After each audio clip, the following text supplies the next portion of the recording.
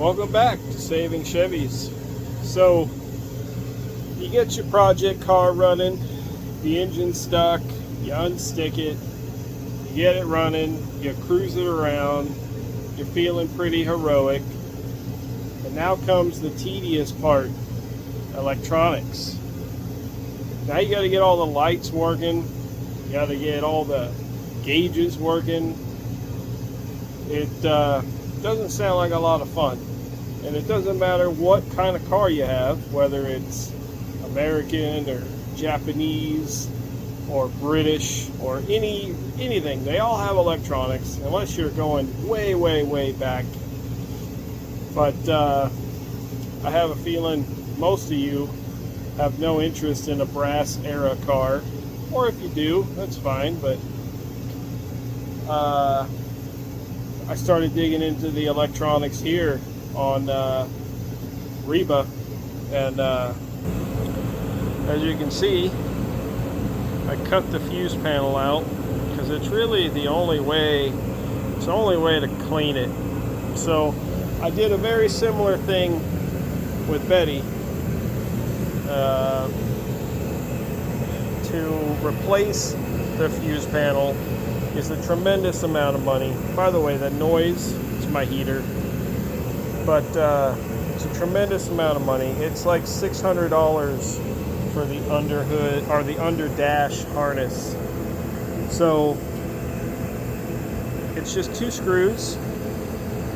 I unscrew it and I give myself enough wire to splice it back together, and I just cut it out. Now again, it's kind of hard to screw this up. Each of these wires is individual. It's hard to mix them up, but anyway, how many wires are even there? 10 or 12. But once I cut the harness, or once I cut the fuse panel out, take it over here. I don't know how well you can hear me. I should shut the heater off, but I'm probably not gonna. That is distilled white vinegar. And if you don't know, it works really well at removing rust and corrosion from metal. It's fairly acidic, so you probably don't want to leave it too long in there. Or if it's delicate, you probably don't want to use vinegar, but that's what I use for these fuse panels.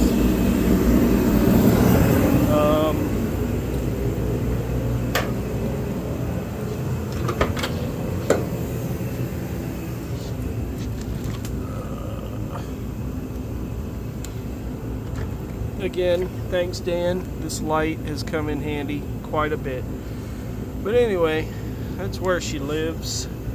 And if you all remember, there's a big hole in the base of the windshield frame. So any water that hit the windshield got funneled right down onto the fuse panel. So they get pretty nasty. And then, any moisture that makes it into the carpet just kind of hangs out there, and it allows for a really nasty corrosion problem. I also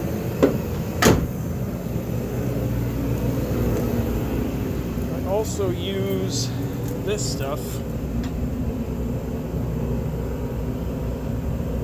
Initially, I dab that on the connections and follow the directions. Let it sit for 10 or 15 minutes and I clean it off.